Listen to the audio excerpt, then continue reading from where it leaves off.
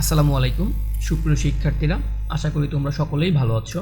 আজকে আমরা সপ্তম শ্রেণীর ডিজিটাল প্রযুক্তি বইয়ের শিখন অভিজ্ঞতা 5 থেকে সেশন 7 নিয়ে কথা বলবো। দেখতে দেখতে আমরা সেশন 7-এ চলে আসছি। চলো যাই বন্ধুরা, সেশন 7টা নিয়ে একটু আলোচনা করি। সেশন 7, কাগজ দিয়ে রোবট বানাই। মানে কি, আমরা একটা কাগজ দিয়ে আমরা একটা রোবট বানাবো, তাই না? এখন পড়ি আসো। আমরা এই শিখন ফলে একটি বাস্তব সমস্যা নিয়ে কাজ করা শুরু করে সেটিকে সমাধানের জন্য অ্যালগরিদম তৈরি করেছি। মানে আমরা প্রথমে কি এই শিখন ফলে কী করেছিলাম, একটা বাস্তব সমস্যা নিয়ে কাজ করার সময় সেটিকে সমাধানের জন্য অ্যালগরিদম তৈরি করেছিলাম, এবং তারপরে কি করেছিলাম বলো তো, তারপরে একটা প্রবাহ চিত্র তৈরি করেছিলাম। প্রবাহ চিত্র মানে ফ্লো চার্ট, তাই না? এই যেটা তাই না, এরকম একটা আমরা প্রবাহ চিত্র তৈরি করেছিলাম মানে আমাদের সমস্যার জন্য। আমাদের সমস্যাটা কি ছিল বলো তো? আমাদের সমস্যাটা ছিল হলে এই যে রোবট ব্যবহার করে রেস্তোরাঁর কাজে সাহায্য করা। এই যে প্রথমে আমরা কি করেছিলাম, একটা অ্যালগরিদম তৈরি করেছিলাম, তারপরে আমরা একটা প্রবাহ চিত্র তৈরি করেছিলাম, এবং তারপরে কি দেখো তো, আমাদের কি বলেছে দেখছো? ও সুডো কোড তৈরি করেছি। এই যে সুডো কোড, মনে আছে তোমাদের সুডো কোডটা কোনটা? এই যেটা, তাই না? আমরা সুডো কোড তৈরি করেছিলাম। আচ্ছা, তাহলে কিন্তু সুডো কোড তৈরি করলাম কার জন্য? একটি যন্ত্রকে দিয়ে সমস্যার সমাধান করার জন্যই তো, তাই নয়? বলো তো, মানে আমরা সুডো কোড তৈরি করেছি কার জন্য? একটি যন্ত্রকে সমস্যা সমাধান করার জন্য। তাহলে একটা যন্ত্র বা রোবট না বানালে কিভাবে চলে? মানে বলেছে তাহলে যদি আমরা একটা যন্ত্র না বানাই তাহলে কিভাবে চলে?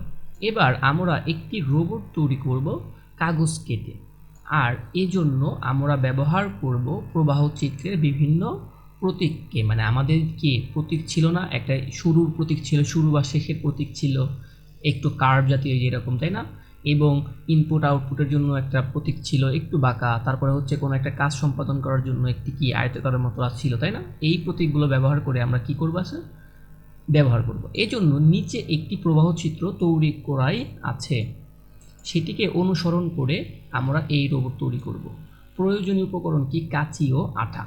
এই দেখো নিচে একটি প্রবাহ চিত্র বা ফ্লো চার্ট তৈরি করা আছে, এটা অনুসরণ করেই আমরা একটা কি করব, আমরা একটা রোবট তৈরি করব। দেখো তো এই অনুসরণ কি বলেছে? শুরু মানে কি, প্রথমটা রোবট শুরু করবে, তারপরে কি করবে? কাঁচি দিয়ে প্রবাহ চিত্রের বিভিন্ন প্রতীক কেটে নেই। মানে আমাদের প্রবাহ চিত্রের কি প্রতীক ছিল না বিভিন্ন, সেই প্রতীকগুলো তুমি কি করবা, কাঁচি দিয়ে কেটে নেবে। একটা কাজ না, সেটা কি আমরা এই দেখো আয়তাকার শেপ দিয়ে বুঝিয়েছে, তাই না? তারপরে প্রবাহ চিত্র এই দেখো নিচের দিকে অ্যারো চিহ্ন দিয়েছে।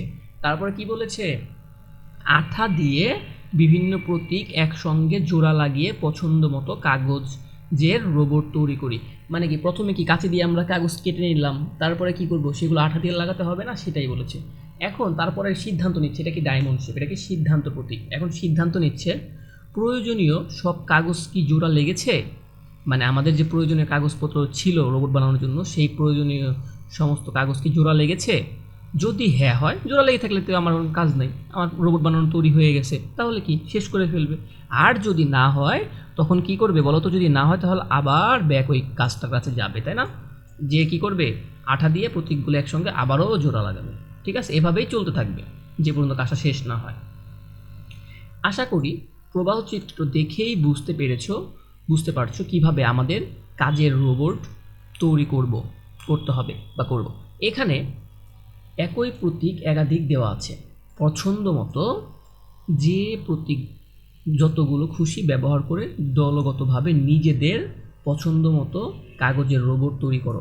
মানে দেখো এইখানে কিন্তু আমাদের প্রতীক দেওয়া আছে এবং বেশি প্রতীক দেওয়া আছে, বিভিন্ন কালারিং, তাই না?